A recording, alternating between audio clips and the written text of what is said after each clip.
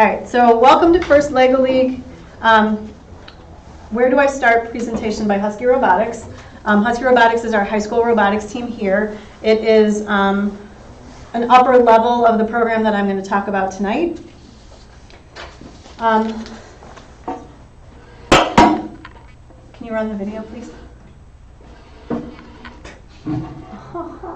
Blocked on school Wi-Fi. It's not, it's my computer. Can you go back?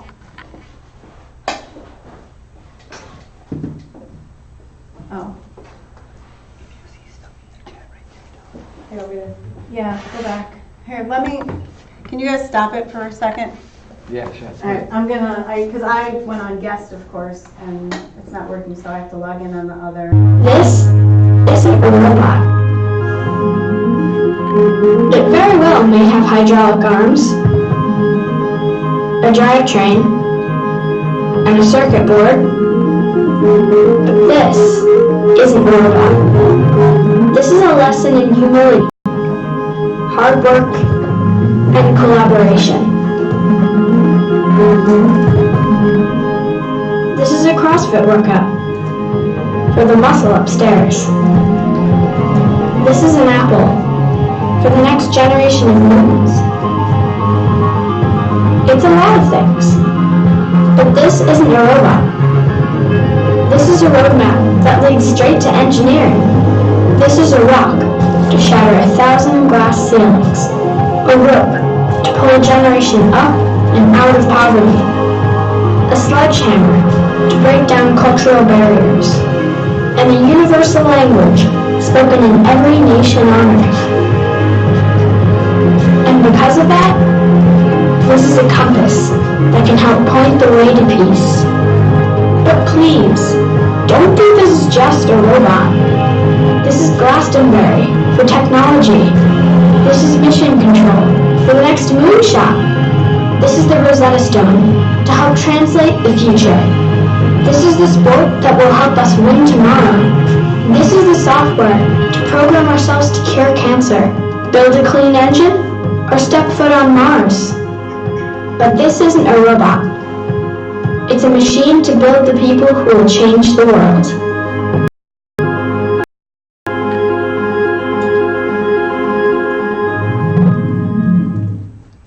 So one of the reasons why I am so interested in FIRST and why I kind of embraced it when my kids got into it about 12 years ago is that FIRST seems to me to be a different kind of a program than some of the other science and robotics competitions out there, because FIRST is not trying to teach kids how to build robots. FIRST is trying to teach kids how to think and how to become all those things that you saw in the last video. That's their mission, and I think that that kind of places them a little bit above some of the other competitions. So this graphic kind of describes what you do in First Lego League. The challenge is kind of the test that's put before you, which is made up of robot design and a project. They do a research project and presentation in addition to building the robot. And the core values are the things that allow you to approach it in the right way. Their problem-solving skills, their teamwork skills, their communication skills, and they put the responsibility for building the robot and solving the problems on the kids and kind of take it away from the coaches. So these are the first core values. The two words that I'm going to point out on top are gracious professionalism and cooperation, which you will hear a lot in FIRST at all levels. Gracious professionalism is basically a way of saying that you're not competing against the other teams. You guys are all competing against the challenge together. And so when you're at an event, it is quite normal to see one team in another team's pit helping them fix their robot, or giving them advice, or loaning them parts, or doing anything to make them be the best they can be. One of the things that I'm most proud of our high school team for is 4 of the last 6 years at our Midwest Regional, they actually won the Gracious Professionalism Award because they helped teams who couldn't even field a robot when they walked in the door get their robot programmed, wired, and passed inspection. And that's a really big idea that's promoted by FIRST.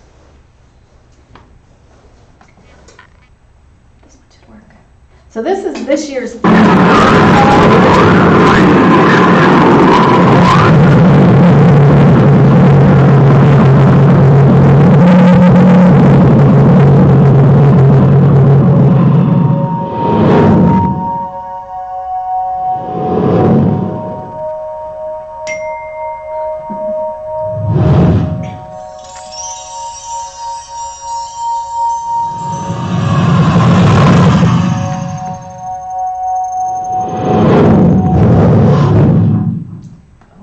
Into Orbit is this year's theme for the challenge competition. So every year there's a different theme, and the objects on the Lego table that you have to manipulate with your robot, and the project, which is usually solving some sort of real-world problem, revolves around a theme. There have been biomedical engineering themes. There have been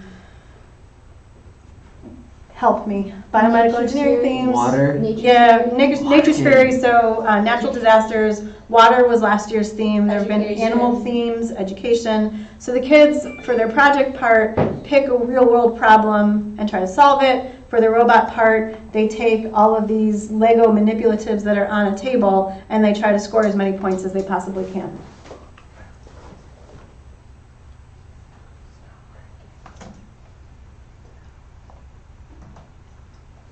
Okay, so there's a bunch of ways you can start a team. There are teams at park districts. There are teams that people start in their basement, which was how I got started. There are a lot of schools that have teams, and they have their different pros and cons as to what you want to do when you start your team. The benefit of neighborhood teams, if you're going to coach, is you get to recruit the kids that are going to be on your team. So if they're friends of yours, if they're neighbors of yours, if they're your kids' friends, it's a little bit more manageable. If you have neighbors who you think might be interested in this, or friends' parents, definitely recruit all the help that you can. That's how I got into it too, because a friend of mine, who was the dad of my son's best friend, took the boys to one of these competitions, and when they got back, he said, "Do you guys want to start a team?" And both boys said, "You bet." And he called me up and he's like, "Come on, let's start this team together." And I said, "I was a psych major in college. I don't know anything about robots. You're crazy." And he's like, "Can you run a Girl Scout troop and a Boy Scout troop?" And he knew I had done both, so yes. I taught religious ed. He said, "If you can do all those things, you can do this as well. You should try." So he gave me the coach's manual. I read it, and I'm like, okay, maybe I can do this. And 12 years later, I'm still doing this and telling everybody else they should do it too. For a school team, it's great because you have the backing of the school. You have kids that are there ready to go. You might even have the help of some teachers who actually know what they're doing when it comes to teaching the kids. The problem with school teams is that you have to go by their rules. So if they have rules about participation, you have to work with their time schedule, so when you can and can't access the building and your equipment and stuff like that. So depending on what kind of backing you can get from the school, it might be great to try to start a school team. If you can't get much backing from the school, or the rules are too restrictive, you may not want to try to promote one at the school, and you may just want to do it on your own. For team leadership, you need to have at least 2 registered coaches over the age of 21 who can pass a background check in order to register a team. The best thing to do is to have 1 or 2 coaches and break up the responsibilities as far as team organization, communicating with parents, and that kind of thing. And then you can have as many mentors as you want to. As a matter of fact, all of these guys that are sitting here, and some of those guys out there, have mentored FLL teams. So you can find local college kids, you can find a local robotics team, and see if they have anybody that would be interested in mentoring your team, or at least helping to mentor your team. And mentors can be anybody, and you can register them, but you don't have to. And the other thing is that if you don't have someone who can mentor your team, and you don't feel comfortable technically, you can, there's tons of resources online, and I'll get to some of that in a little bit.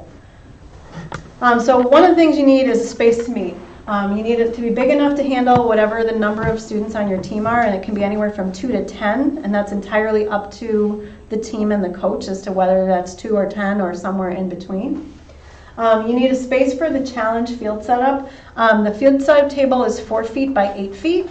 It's best if you can have a space where you can leave that up all the time and nobody's going to mess with your Lego pieces. If you can't, having something to put a cover over, or you can disassemble and reassemble for each meeting, but it just takes a little bit more time, and that kind of chews into your meeting time. So if you can avoid that, that is probably a really good idea.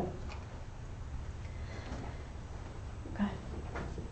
And then for gear, the things that you're going to need for your gear are a robot and robot parts, the table that I just mentioned, and access to 1 or more, preferably more, computers with internet access. So the robot kits, there's a couple of different options for your robot kits. There is the FLL EV3 bundle, which you would have access to when you register your team. And it's only available from First, and last year's price, which is why there's a little asterisk on that one, was $499. It comes with the robot brain, it comes with 4 motors, it comes with all your sensors, and it comes with 2 bins full of parts in order to build your robot and all the attachments that you want to use for your robot. Lego Education also sells a kit. It's mostly the same stuff.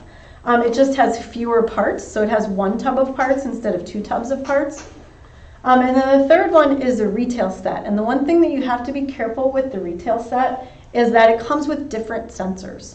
So the retail set will come with an infrared sensor and remote control, which is not legal for the first competition, whereas the other 2 sets will both come with a gyroscopic sensor instead.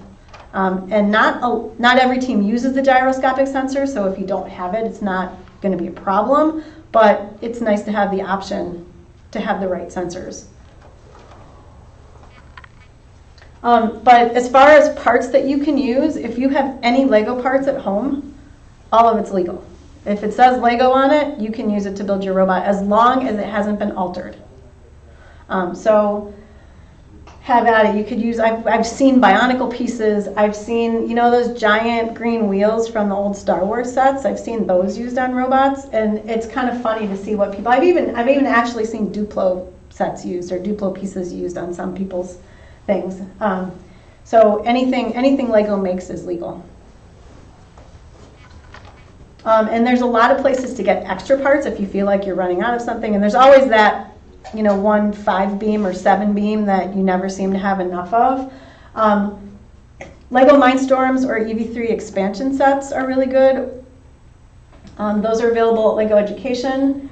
You could use eBay. Any large Techniques kits are usually a good source of parts because you can get a lot of parts for not a lot of money if you just want different kinds of parts. And then there's this fun little thing called Bricklink, which if you're into Legos can be very, very dangerous. Because it's basically eBay for only Legos. And you can buy any part by the piece. And the cool thing about that is when you're looking for specific connectors that you keep running out of, or specific beams that you keep running out of, you go to Bricklink and you say, I want 5 black 7 beams, and you can find 1,000,000 of them for like 7 cents a piece. And the same thing with connectors. So that's an awesome source of parts. They also have things like directions and stuff for old kits. So if there's a like Harry Potter kit that you don't have the directions for anymore, you can find them at Bricklink. So this is what the table looks like. Ooh, that's a fuzzy picture. It's 4 by 8 feet. It's got a wall around it. You can build it either out of plywood or out of a hollow core door. They do make specially sized hollow core doors. The hollow core doors are really nice because they're really light and they don't bow at all. And then around the sides are 2x4s. There's tons of directions on the internet of how to build the table. First has an official set. There's also directions for tables that can split apart into pieces so they're easier to store. So if you look around, and I can also supply you with some websites that will show you how to build them. And then this is shown with the mat and the field setup kit, which is stuff that you will get with your challenge registration. The next thing is computer access. So at least one computer just for programming your robot. If it comes with Bluetooth, that is especially nice because you can Bluetooth connect with your robot, so you don't have to keep plugging it in. Bluetooth connecting with your robot also allows you to analyze what's going on with the robot while it's running, so it's a really nice feature to have. The FLL or the EV3 can also be programmed with apps on a Chromebook or on Apple products as well. There is an app. There's some difference in functionality, but most of the basic functions are the same. And so if that's what you have access to, that'll work. So registering a team. There's two parts to registration. The first part is the national registration. It's opening, I think, on May 11th, which is Friday, but I'm not 100% sure. You can get on an email list if you want to. But you're here tonight, so I'm thinking you're just in the exploratory phase. Registration will remain open from now until early September. But the challenge, and I'll get to that in a minute, but the challenge will get announced August 1st. You have to register, when you initially register, in order to have the team kind of open for business, you have to register at least 2 people over, I thought I said 21 earlier, but it's over the age of 18. And each coach has to pass a background check and review the youth protection policy. So if any of you have ever done, Boy Scout approval or anything like that, it's a pretty similar process. You just watch videos and take a test and fill out a form online. Once you do that, it'll allow you to purchase your challenge kit. And if you want to purchase a robot through them, it'll also allow you to do that. And it also will give you a port through which you can invite team members into the team. So you'll give them the parent emails for the team members. It will send the parents an email. And then once the parents approve that their child can be on the team, they'll show up on your roster. It asks the parents to sign to electronically sign a release that way as well. And then the second part of your registration is the way FIRST is set up. There's a national organization and there's also a regional organization, and so you have to register with both the national and the regional. In Illinois, this is the website, and I'll share the slides with you guys too. That's the website for the regional. Our registration in Illinois is going to open up in mid-July. And the reason they wait so long is because they are trying to organize all the tournaments for December. And so when you guys log in the first time and register your teams for Illinois, they want to have all your tournament choices there already. And so that's why they wait until mid-July to open their registration. They'll ask you to pick your top 3 choices for qualifier. Which is days and times and places. And then your team members will also need to sign a waiver on here because they're 2 separate legal entities.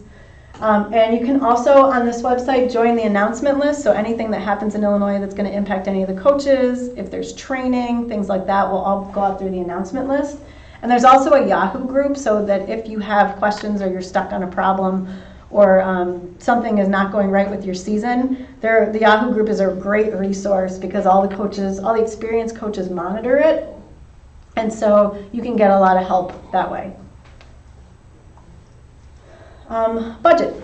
So for a first-year team, this is a sample budget. Obviously, your registration, your robot kit if you don't already have a robot, the field setup kit, which is basically the challenge kit, your Illinois registration, which pays for your tournament. There's no separate fees to go to a tournament. That is all included there.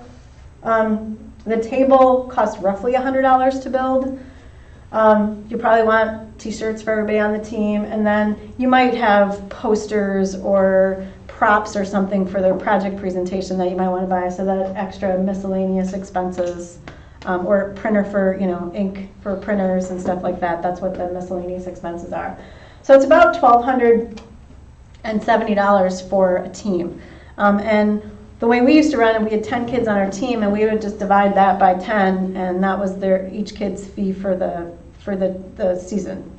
And if you compare, $120 to any of the other sports or activities they do, it's a fairly reasonable activity to participate in. So building your team and inviting team members with kids. Don't ever say you're starting a Lego club, because all they're going to want to do for the entirety of the season is play with Legos. And they're going to want to do that anyway. But if you set the expectation that this is what the activity is, it's going to be worse. What you want to tell them is that they're starting a robotics team, and that it's first Lego League robotics. And then you're going to explain to them that here's what you do. We're going to do a project, we're going to pick a problem, we're going to try to solve it, we might even invent something. And then we're going to build our robot, program it, and meet this challenge with all these Lego parts. And you need to set those team expectations up front, because if all the kids think all they're doing is joining in a Lego team, it's just a headache for them and for you. And once you have your coaches in place, it's usually pretty easy to fill a team. We coached a team, and every year we said, when these 3 kids move up to high school, we're going to just stay at 7. And we never did. We filled it. We had 10 kids every year, because there were just too many kids who wanted to do it, and too many parents who said, can we join your team? So we always had a full house. For younger kids, I would say 5 to 7 is ideal. Like if you're doing 3rd and 4th graders, or 4th and 5th graders, I would try to keep the number on the lower side. Towards the end of my coaching, we actually had a multi-age team, which was the best way to do it, because we had 8th graders all the way down to 4th graders. And that team is actually still going, because every year 1 or 2 kids graduates and 1 or 2 kids get added in at the bottom. And the kids work really well together, because you have the older kids kind of helping the younger kids, and there's not a lot of competition between the kids, because you have your definite leaders and your definite kids who need to build their skills. And so I would highly recommend that if you have that opportunity, do a multi-age team. So the season timeline is you prep in the summer if you can. If you can get your robot kit early, and you can get your kids learning basic programming skills and maybe how to build a basic robot, maybe find some field trips or do some research, general stuff about the topic, maybe find a book to read and do a book club on the general topic, is always really good. The challenge kits, I have a date wrong on there. The challenge kits ship the end of July. And the challenge is announced this year on August 1st, which is moving the timeline up from the way it used to be. It used to be the challenge was announced late in August, and they're changing it this year to make it much earlier. So challenge kits and the challenge starts as soon as the challenge is announced, you can start working. So that would be August 1st this year. From August to December, you work on all the challenge components, you work on your project, you work on your robot. In late November through almost right up until Christmas is when all the tournaments happen in Illinois. And there's pretty much a tournament every weekend day from the beginning of December till Christmas. So Saturdays and Sundays. So you can pretty much pick which tournament that you want to go to based on the day, or if there's just you want to go close. We run a tournament here every year, and ours this year I believe is on December 5th. Yes. In late November, you probably want to schedule in some extra meetings so that you can do some more serious practice with the whole team. You're going to want to practice your presentations. You're going to want to try to practice running your robot in more of a competition setting. And then the other thing that's on the schedule, if you qualify, there are state competitions in either late January or early February, in addition to the regional competitions. So a tournament is a one-day event, and during a tournament, your team will have 3 or 4 robot runs, usually 4, the way the scheduling software works out. And the robot runs are used to determine the high score for the robot, obviously, but they're only used as a gatekeeper for moving on to the next level. What really matters are these 3 judging sessions. So you'll have a project presentation judging session, a core values judging session, and a technical interview about your robot. The core values judging session is basically, they watch the kids do a teamwork exercise, and then they ask them questions about their season. So how did they solve problems? What did they do when they disagreed on something? What was the toughest problem they had during the season? How did they solve it? Were there any other solutions they considered? Things like that. And then the technical interview is talks about their development process. So how did they design? How did they program? Why did they pick a certain strategy? That kind of thing. Additional information is available all over the place. These are a few websites. The first one is just the First Inspires website, so that's the national first website. The second one is First Illinois Robotics, which is the regional partner website. The third one is probably the best one, and that's the U.S. First Forums website. And that one, it has every coach in the country monitoring it.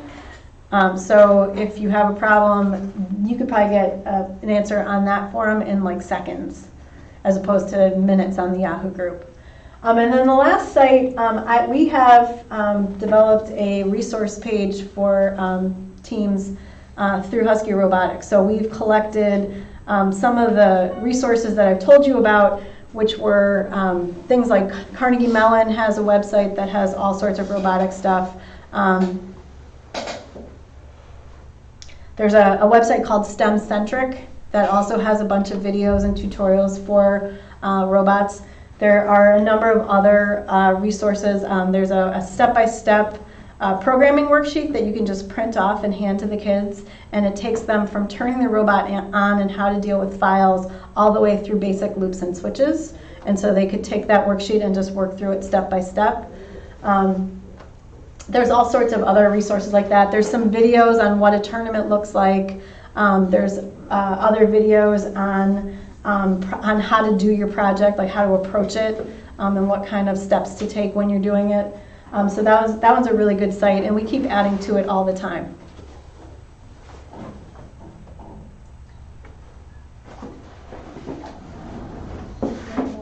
No, that's the last one. I used to have a questions one after that, but I think I took it out. So does anybody have any questions?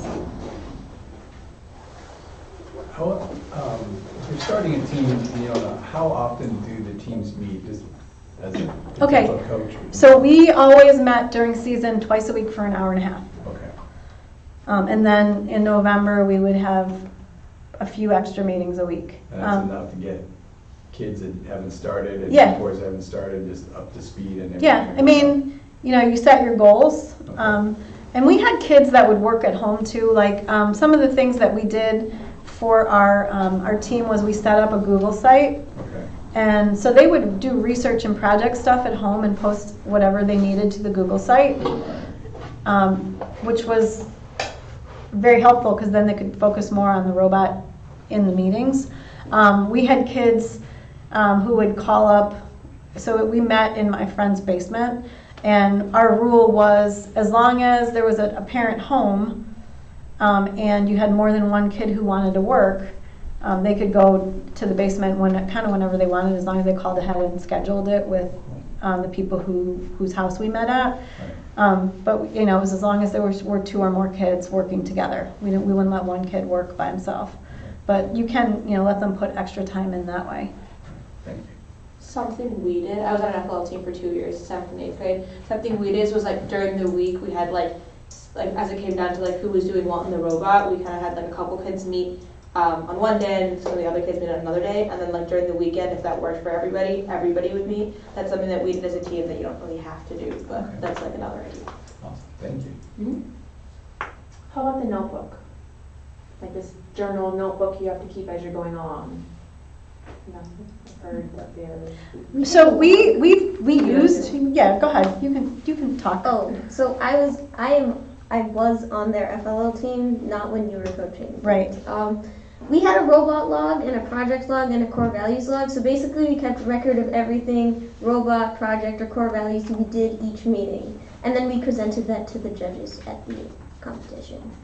Yeah, to it show our was progress. yeah, and it was a good way to prepare for competition because you could go back and look through that and kind of remind yourself of all the different things that you did, what your process was all season. The other cool thing about that was that if you worked on something and then you weren't there at the next meeting, whoever was there could go back and they could see, okay, this is what she named the program, this is where she left off, this was the problem she was having, this is what she tried that did or didn't work, and then you could move on from there so that you weren't duplicating what had already been done.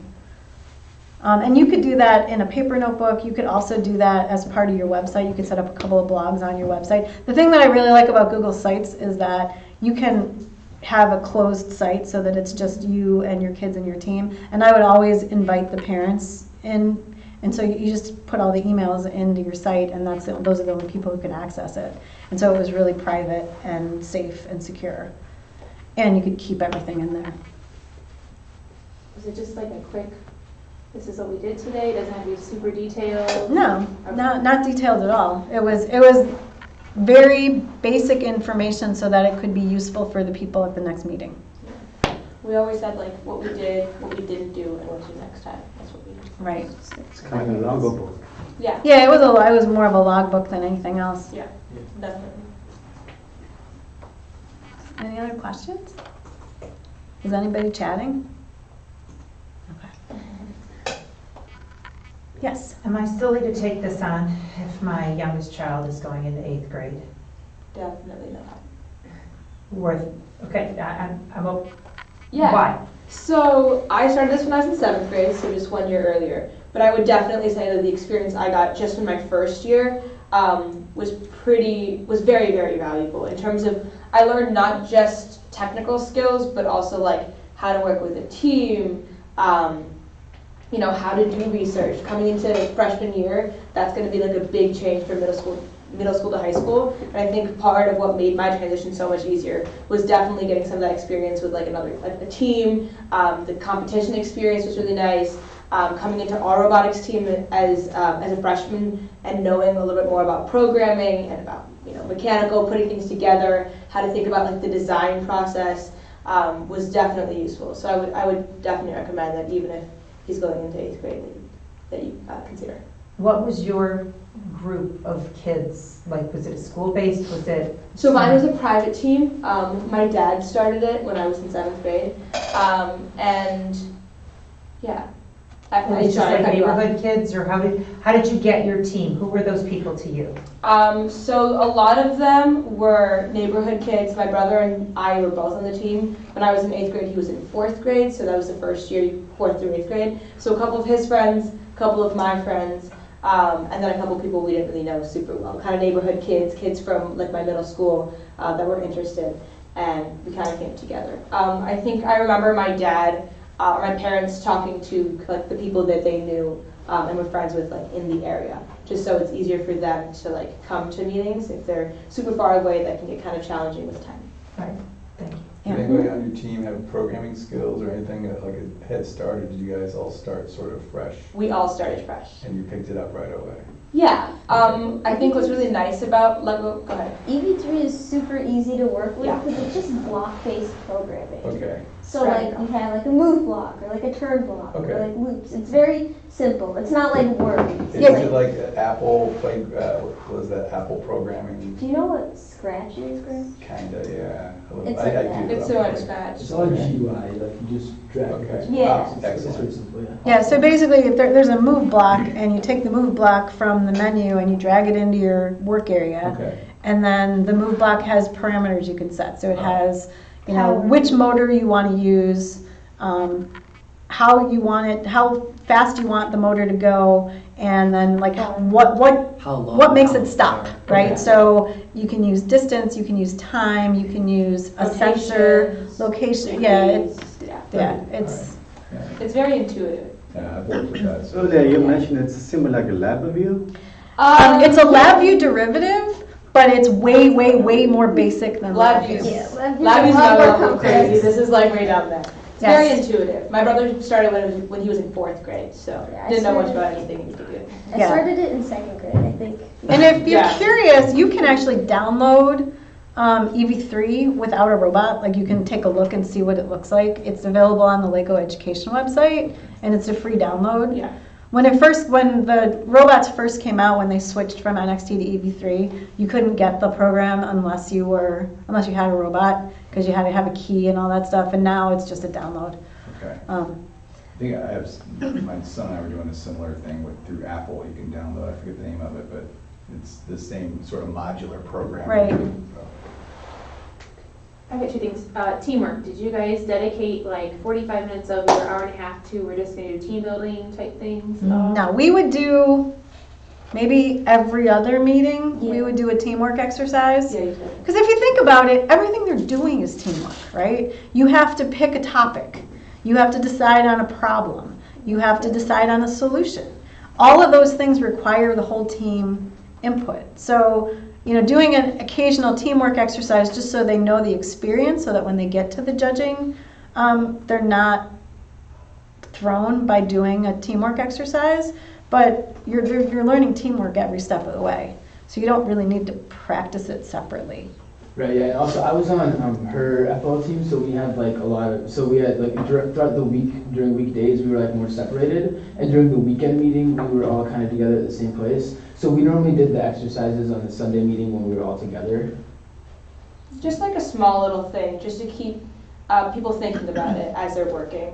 So you're not constantly harping them about it, but it's something that's like in the back of their head as they're working. Yeah, there's a really good website for ideas for team building exercises, Teampedia. That's it. Teampedia.net, I want to say.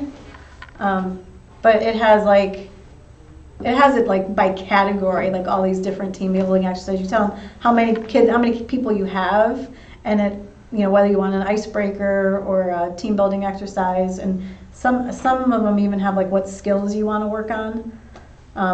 One thing is, when you do practice team building exercises, always debrief afterwards, because if you're just doing them and they're not analyzing them afterwards and like realizing, well, you didn't communicate, or you didn't manage your time very well, or you didn't whatever, then they're not really getting as much out of it as they might if you worked with them on kind of analyzing it afterwards. Some fun things to do with that are split your team in 2. Like if you have 10 kids, have 5 do a teamwork exercise and have the other 5 watch, and then talk about it afterwards, or videotape them all doing a teamwork exercise and then play it back for them, and then have them analyze after they play it back. Because it's funny, like they'll deny they did something. I didn't do that, and we're like, yeah, you did.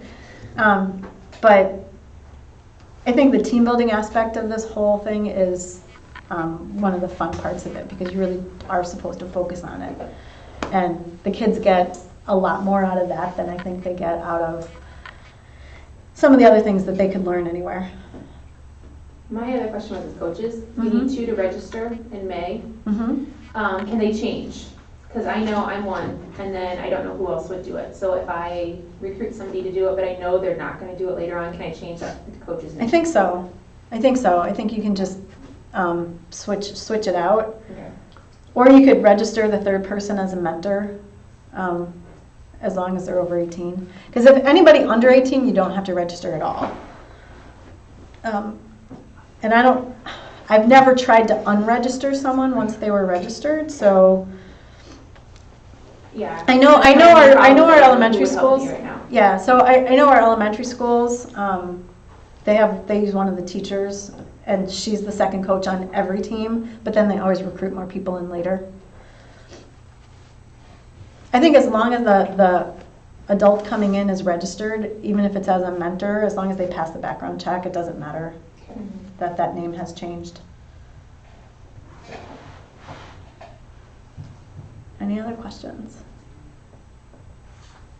All right. Thank you. Is there a best place to get the hollow core doors? Is there a certain? I could find out. I know they have to be special ordered, and I want to say Menards does it. Okay. Maybe it's either Menards or Lowe's. Yeah, so it's a special order door that's 4 feet by 8 foot door, Wow. and it's a hollow core door. And you use that like as your base, or does that provide your sides as well? No, that's just your base, and then you put the 2x4s around for your sides.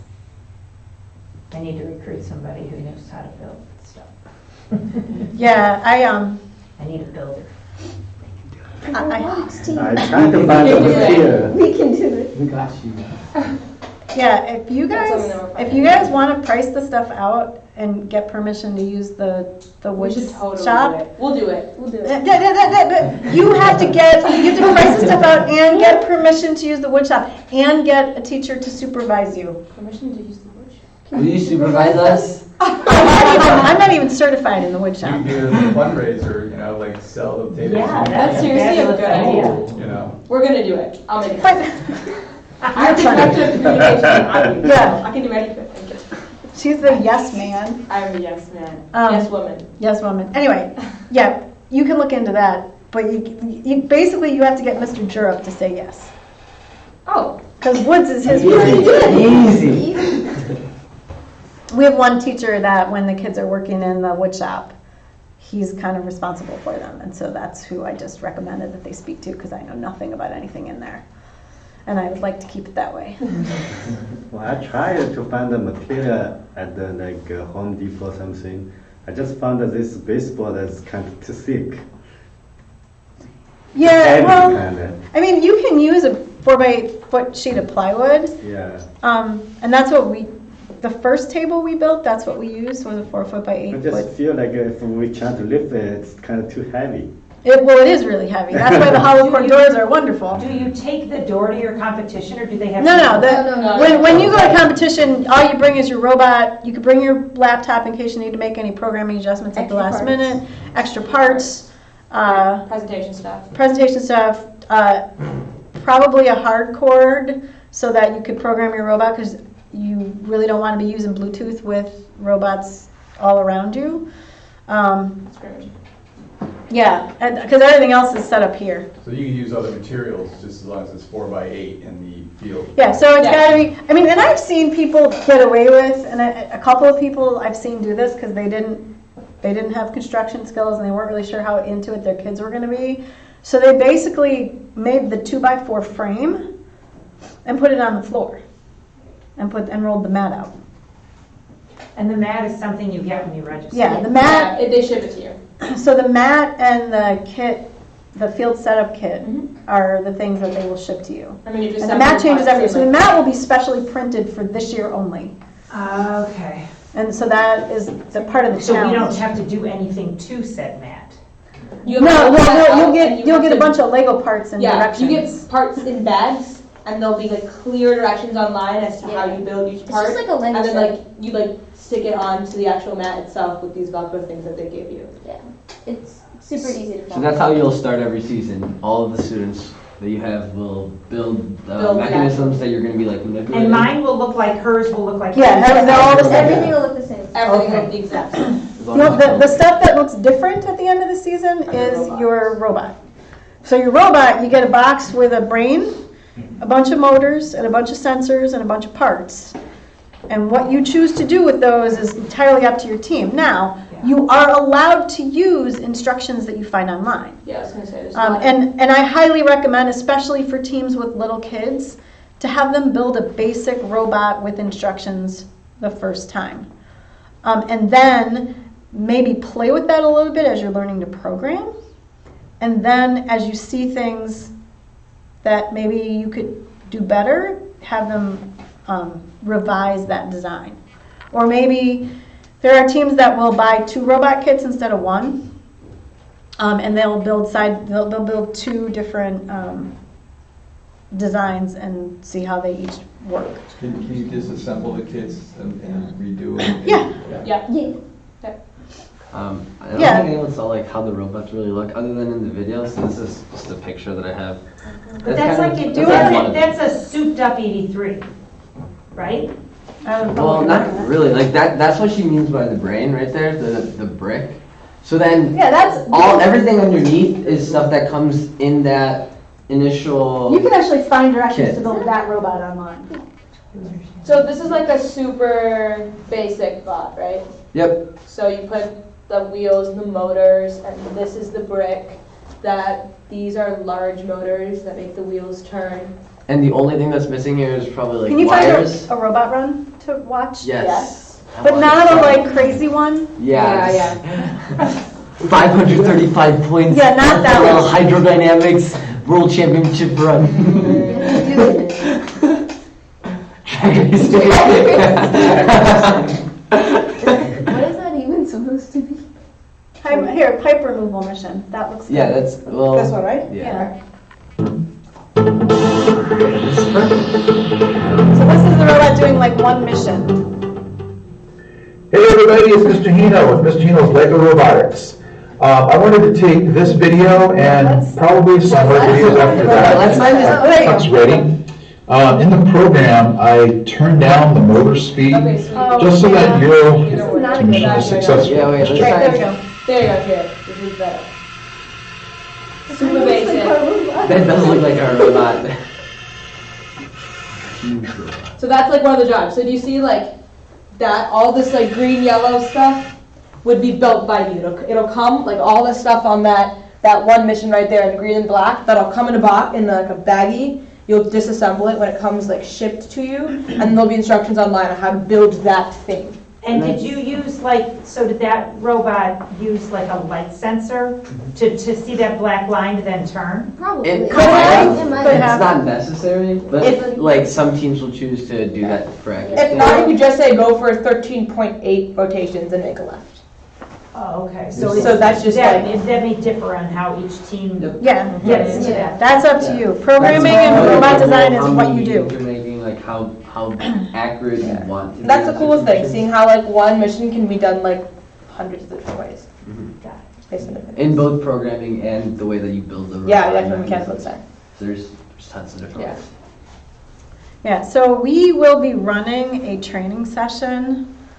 Now I'm For- starting to think we should do it the 18th. See, I was right. Yeah, I think we should. All right, August 18th? 18th. We will be What was running the it other date? the 25th, 25th. which was a week later. it's too August late. 18th? August 18th, okay. So we will be running a coach training session on August 18th. And we will have sessions on how to organize your project. We will have a session on strategy and design. We will have a session on programming. We will have a session on core values and teamwork. A little mini session on kind of coaching tips and tricks, if you will. And I forget what else is part of the agenda. But so that'll be on the 18th. It'll be here from like 8 in the morning until 3:30 3:30. in the afternoon. And that'll be So- run by Hospital. And that'll be run by us. They'll be doing more of the talking. Yeah, the students do the presentations. Uh-huh. Meetings. August 18th. August 18th. Yeah. It'll be here. 3 o'clock, is that? And then It'll be you from can- 8 to 3. You Yeah. can come. And so we invite coaches to that, and if you wanted to bring 1 or 2 of your team members, you are welcome to bring a couple of your team members as well. And we will ask you to bring your robots and laptops, because we will run that worksheet that I was telling you about that teaches you how to turn the robot on all the way through loops and switches. We give some time for you to start working through that with your robot, with a basic robot, so that if you get stuck and if you have questions as you're going along, we will have people here facilitating so we can help you get through part of that. So you'll have to get the kit and get a robot built in 3 weeks, less than 3 weeks then if it. Well, you can get your kit whenever. You get your kit now. Oh, okay, I thought. Yeah, they don't ship together. Yeah. What ships in late July is the actual mat, Oh, and then okay. all the pieces that I you'll have to see. put on there. The challenge. Yeah, the Yeah. challenge stuff Yeah. is what ships late. Usually, July. even if you register now and order your EV3 robot kit through first, those usually ship out right away, Okay. like a couple weeks, and you'll have that. So have the summer to kind of play with it. Awesome. Right. And that, I would recommend that. If you're It's really registering good. and you can register now, like when it opens up, I would do that, because the longer you wait, they could get backed up. Okay. But like I said, you could also just buy from Lego Education too. So it kind of depends on Mhm. what you want to do. Can you talk to us a little about the project end of it?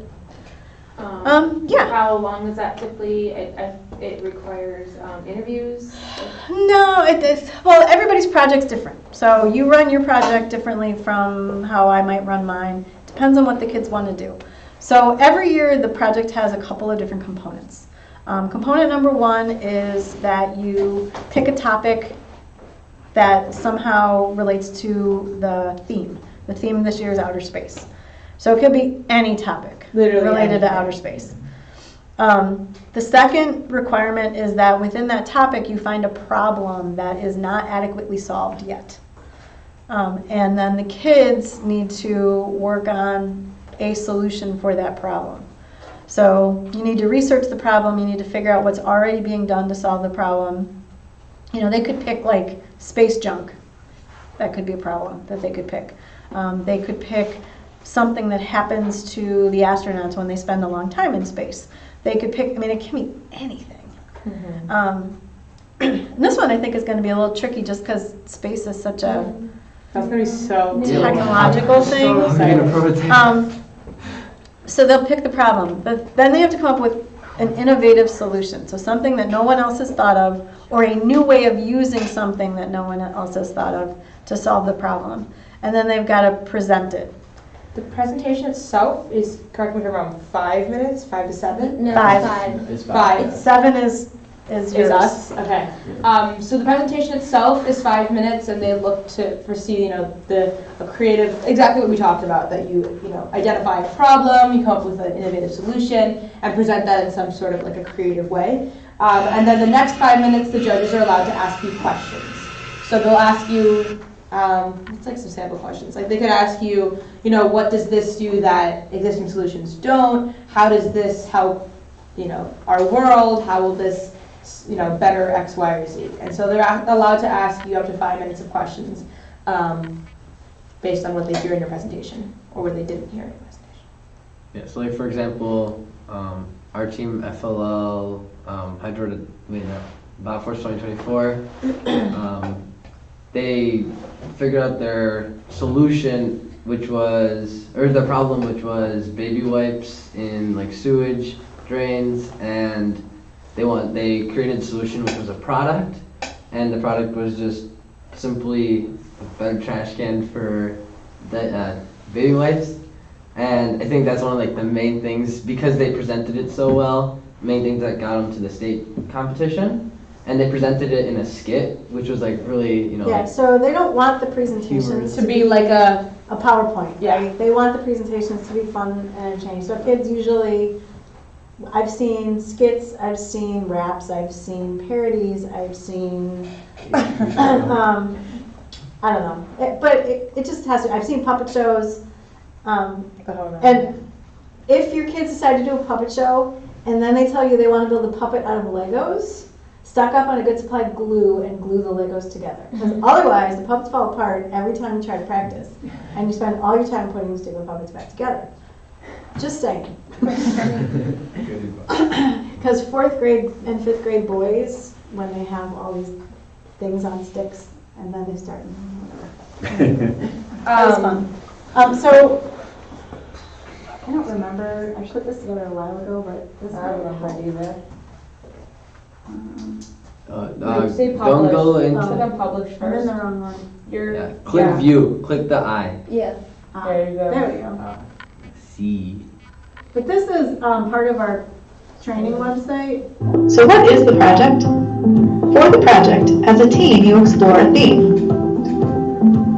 It's a 2.5-minute video, I figured it was worth it. Identify a real-world problem relating to the theme. Define the problem.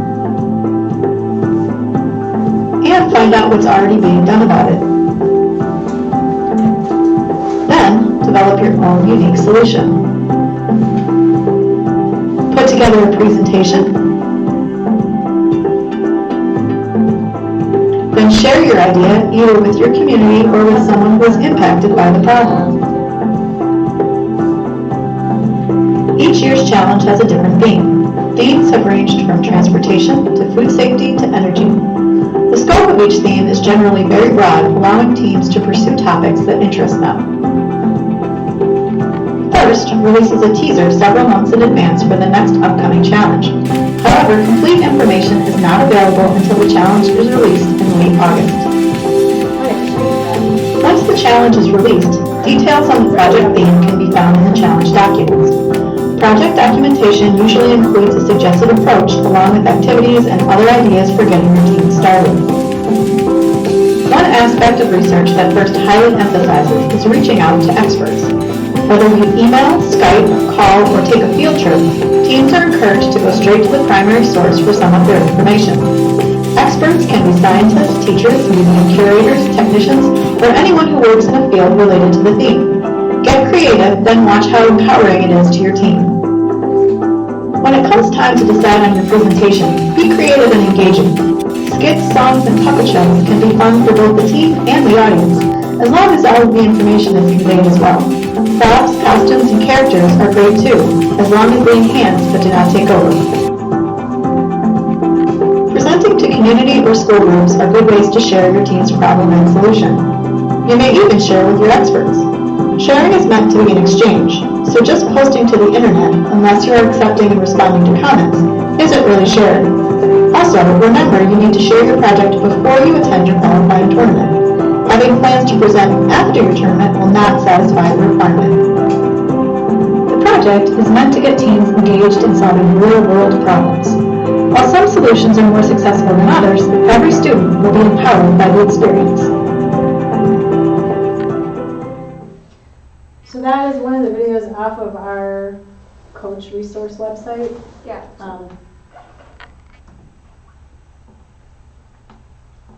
Anyway, so that's kind of like the overview of the project. A common misconception about the project is that you have to have some crazy elaborate technology, advanced solution, but really that's not the case. Oftentimes the ones that win are the simplest because they're the most practical, you know? I think one of them from 2 years ago when they were doing Trash Check, which was all about the environment. I think the one that won was cigarette butts, just having a little compartment in the bottom of the cigarette pack to put them instead of putting the butts on the ground, which hurts the environment. It's really simple.